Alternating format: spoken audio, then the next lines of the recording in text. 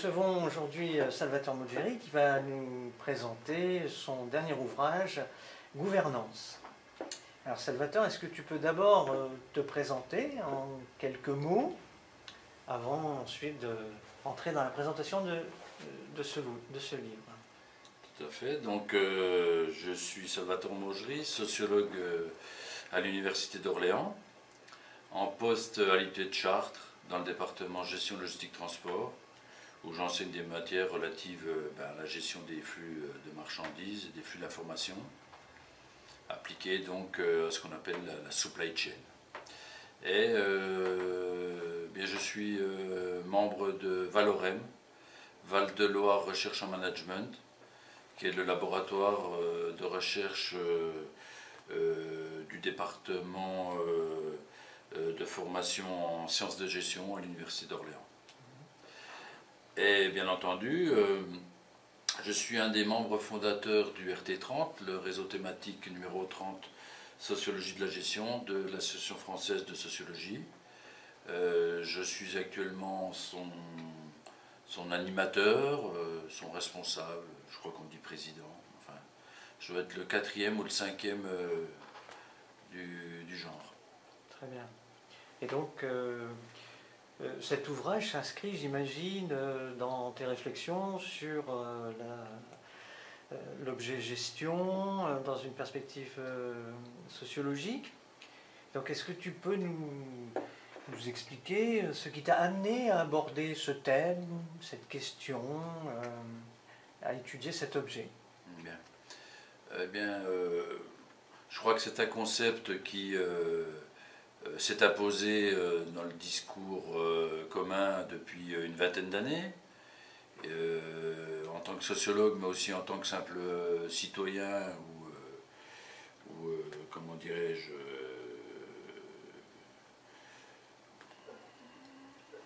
amateur de débats sociétaux, on va dire. On a tous été confrontés à ce terme, et par conséquent, en tant que terme relevant directement des sciences de gestion, relevant directement de toutes les problématiques relatives à l'organisation de l'entreprise, des rapports de production, en tant que terme couvrant des tas d'aspects relatifs au rapport salarial, le sociologue se doit de s'y intéresser. Et donc c'est le premier aspect de la réponse que je pourrais faire. Le deuxième aspect, il est plus factuel. Il est qu'il y a 3 ans, j'étais associé à une équipe de recherche sur justement la gouvernance portuaire. Ah oui. Donc dans le cadre d'une ANR qui s'appelait GECOP, dont je ne me rappelle plus le sens exact, mais enfin j'ai été amené à faire une série d'entretiens dans les ports italiens pour en analyser précisément les nouvelles formes de gouvernance. Et donc, pour éclairer bien nos travaux, j'ai proposé à ce groupe de recherche de faire une synthèse des textes relatifs à ce concept. Et pour finir, eh bien, j'en ai proposé la publication à Duno qui l'a accepté. Donc, au fond, le terme de gouvernance vous a d'abord été imposé avec les autres chercheurs qui travaillaient sur les ports italiens, et ça t'a donné l'idée de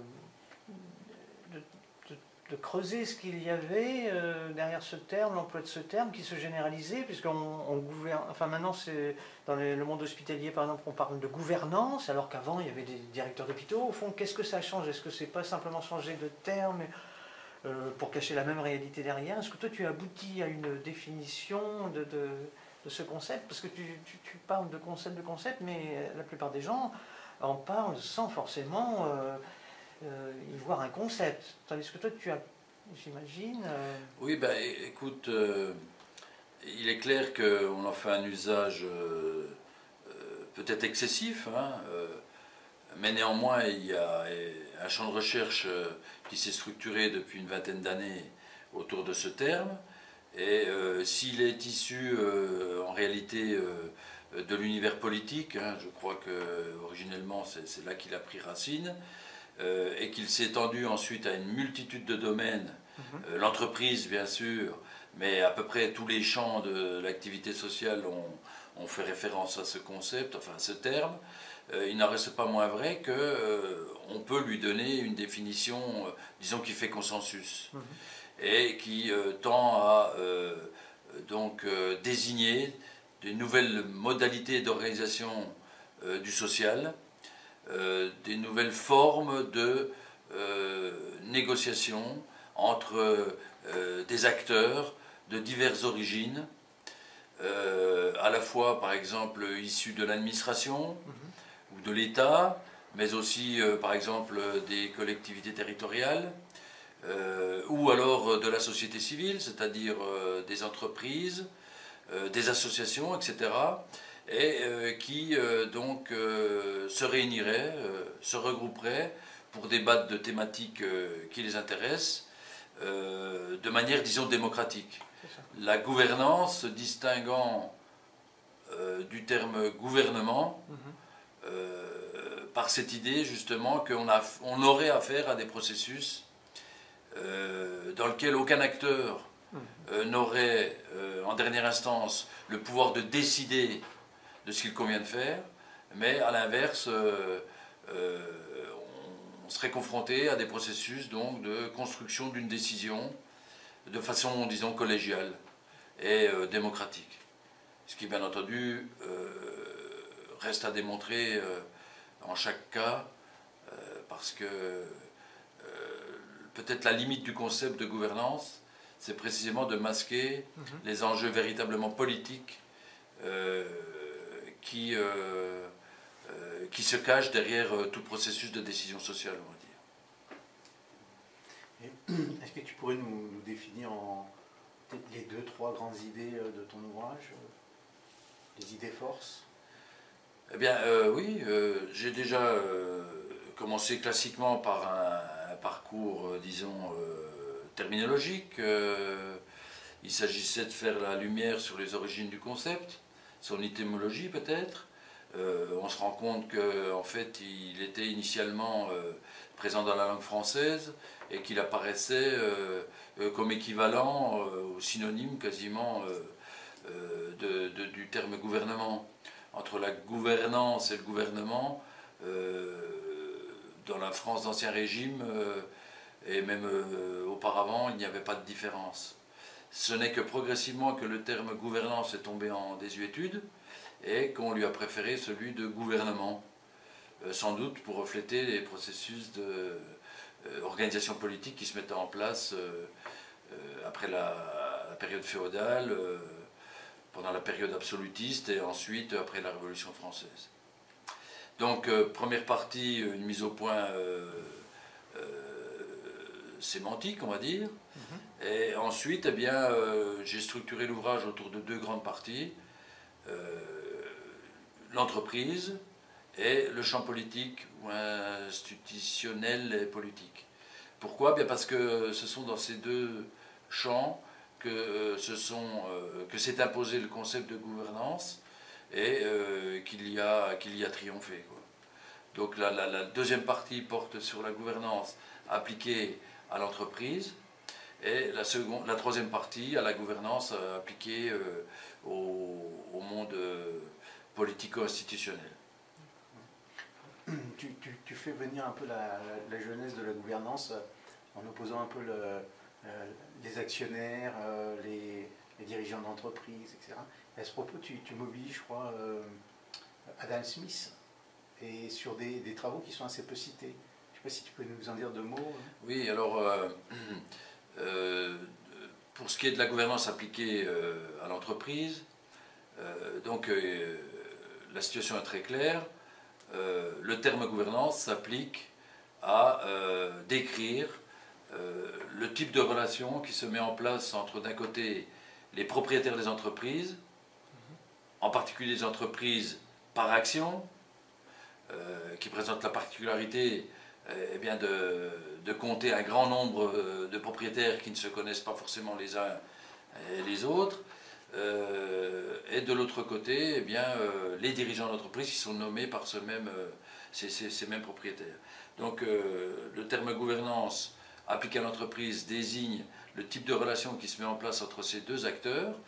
Et il se trouve qu'en fait, si ce sont les années 80 qui, dans l'Occident industrialisé capitaliste, ont remis au goût du jour le terme gouvernance, il apparaît que dès le XVIIIe siècle, quelqu'un comme Adam Smith, dans son ouvrage Recherche sur les causes de la richesse des nations, avait consacré des lignes très très claires sur cette question, et dénonçant précisément ce qui était la faiblesse constitutive, selon lui, des sociétés par action, c'est-à-dire le fait que les dirigeants de l'entreprise, n'engageant pas leur argent propre dans le développement des activités, témoignaient peut-être d'une, comment dirais-je, attitude laxiste dans la manière de gouverner l'argent des propriétaires, et de ce fait, il estimait qu'il y avait une déperdition potentielle de richesse contre laquelle il fallait absolument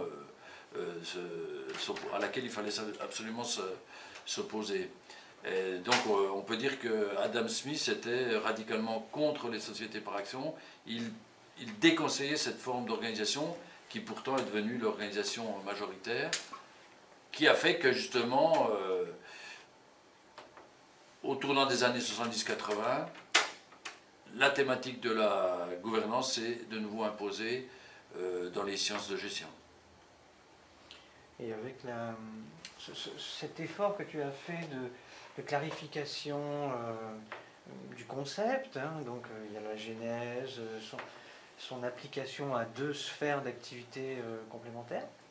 Avec ce travail de clarification, est-ce que dorénavant, tu nous donnes les moyens d'analyser différemment, on va dire, les situations contemporaines, marquées notamment par l'extension du fait gestionnaire? Est-ce que ça peut aider, on va dire, soit le chercheur, soit le praticien à mieux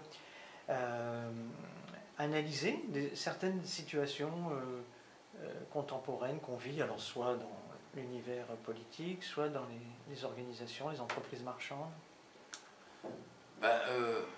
Ce que je retiens fondamentalement de ma réflexion, c'est que avec ce terme de gouvernance, on cherche à faire passer en contrebande des représentations du monde de l'entreprise ou de l'univers politique qui ne correspondent pas à la réalité des pratiques et des rapports de pouvoir qui perdurent dans ces différents champs. Je crois que le terme gouvernance a servi, comme on pourrait dire, de faux nez à des rapports de puissance entre acteurs qu'on entend nier et qu'on entend euphémiser en les appelant du nom de gouvernance plutôt que de gouvernement. En fait, c'est la dimension proprement politique des rapports sociaux qui me semble occultée à la faveur du recours à ce terme de gouvernance et qui masque en fait la persistance, bien sûr, de l'importance des rapports politiques dans les sociétés. On pourrait dire que c'est une forme ou un dispositif par lequel il y a l'exercice des rapports de domination symbolique qui se mettent en œuvre. C'est cette idée qu'on intériorise un peu notre position de dominé éventuellement, puisque du coup ça nie l'existence des rapports de domination. Non, je n'irai pas jusque-là. C'est-à-dire que je pense que en fouillant, on s'aperçoit qu'il y a toujours un acteur dominant dans un processus de décision sociale, qu'il s'agisse de l'entreprise ou de la société, mais que pour masquer la réalité de cette domination, de cette persistance donc d'acteurs majeurs, d'acteurs dominants, eh bien on recourt à des euphémismes, à des artifices de vocabulaire, pour donner à croire que la démocratie règne dans toutes les instances, que l'entreprise n'est pas indemne de courants démocratiques qui parcourent l'ensemble du corps social, alors qu'en réalité, bien sûr, autant au niveau des rapports entre les nations, dans les instances publique internationale qu'au niveau des rapports entre les actionnaires, les dirigeants et les salariés dans les entreprises, il est clair que toutes les voix ne comptent pas à l'identique et qu'on continue d'avoir affaire à des rapports de domination qui sont très prégnants. Du coup, est-ce que tu fais lien avec la sociologie de la gestion en disant que la gouvernance s'inscrirait dans le processus de gestionnarisation qu'on étudie depuis les années 2000 ou ça participerait de pour ce ce processus? Pour ce qui est de l'entreprise, il est indubitable que toutes les entreprises aujourd'hui cherchent à se donner des structures de gouvernance qui répondent à un modèle dominant qui s'est diffusé à l'échelle internationale à partir des États-Unis, depuis les États-Unis et l'Angleterre en particulier, qui sont les foyers de production des nouvelles formes de gouvernance entrepreneuriale. Donc il est clair que la gouvernance, quand on l'applique à l'entreprise, conditionne directement l'ensemble de l'organisation des activités économiques et des activités de production. Il y a un certain nombre de dispositifs qui sont emboîtés les uns dans les autres, depuis les structures de gouvernance qui régissent les rapports entre dirigeants et actionnaires, jusqu'aux dispositifs de gestion qui sont mis en place au niveau, on va dire, des opérations de production les plus simples. Et qui toutes tendent, selon moi, à favoriser, bien sûr, la création de richesse pour l'actionnaire et, bien sûr, la production de valeur au profit des propriétaires de l'entreprise et, bien entendu, de ce salariat de confiance que sont les cadres dirigeants des sociétés. Donc, ma réponse serait que oui, indubitablement, la gouvernance, et c'est pour ça que je me suis intéressé, relève de tout ce qui nous intéresse au sein du RT30 et doit être prise en considération pour révéler les rapports de force et de pouvoir qui existent dans les entreprises. Là, nous avons un débat assez théorique, mais est-ce que dans le contenu même du livre, tu donnes des exemples concrets, des cas, des analyses qui permettent de mieux ancrer ta pensée? Oui, il s'agit quand même que d'un ouvrage, disons, didactique, d'introduction au concept de gouvernance. Donc, à ce titre, il est avant tout destiné aux étudiants de premier cycle, peut-être de deuxième cycle universitaire, aux managers qui veulent se faire une idée rapide de la question, aux syndicalistes, etc. J'ai, pour cette raison, cherché à donner une forme didactique à cet ouvrage, pédagogique à cet ouvrage, et j'ai intercalé de nombreux encadrés qui permettent de préciser à chaque fois un certain nombre de notions ou de, comment dirais-je, anecdotes historiques qui permettent d'éclairer un certain nombre de notions ou de concepts. Et bien sûr, au niveau mondial, il y a une véritable efflorescence d'institutions de gouvernance de la gouvernance. Voilà.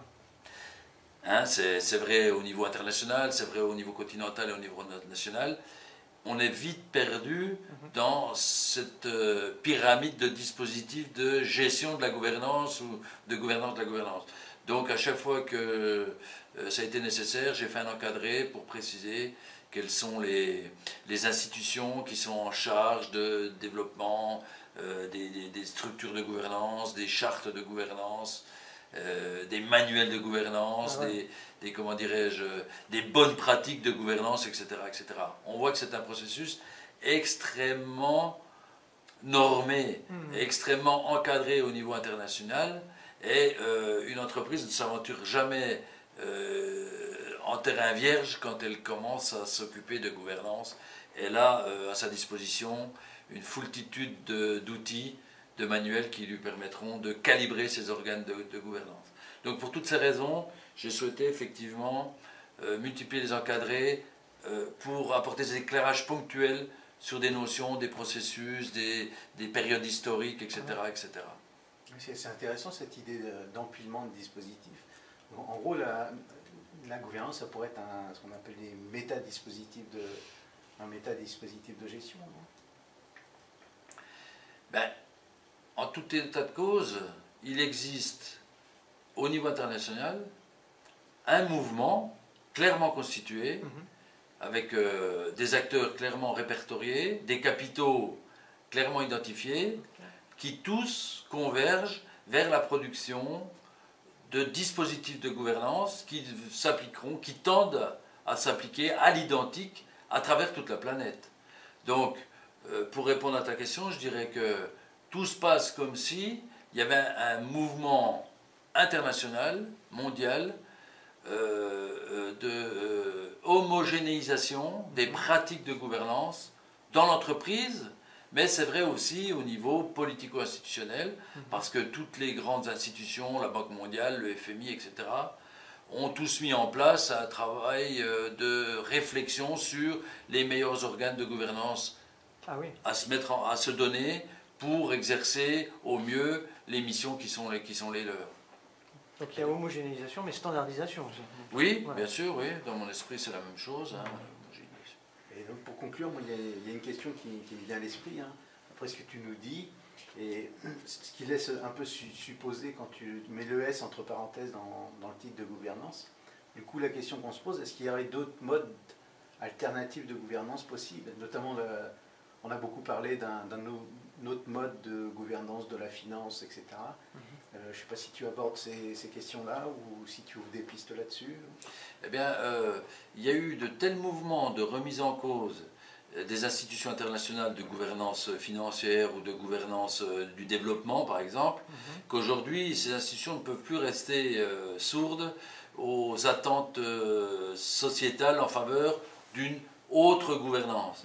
Hein, les contestations des forums, des différents forums mondiaux, forums financiers mondiaux organisés par le FMI, etc., montrent bien qu'on est arrivé aujourd'hui à un tournant.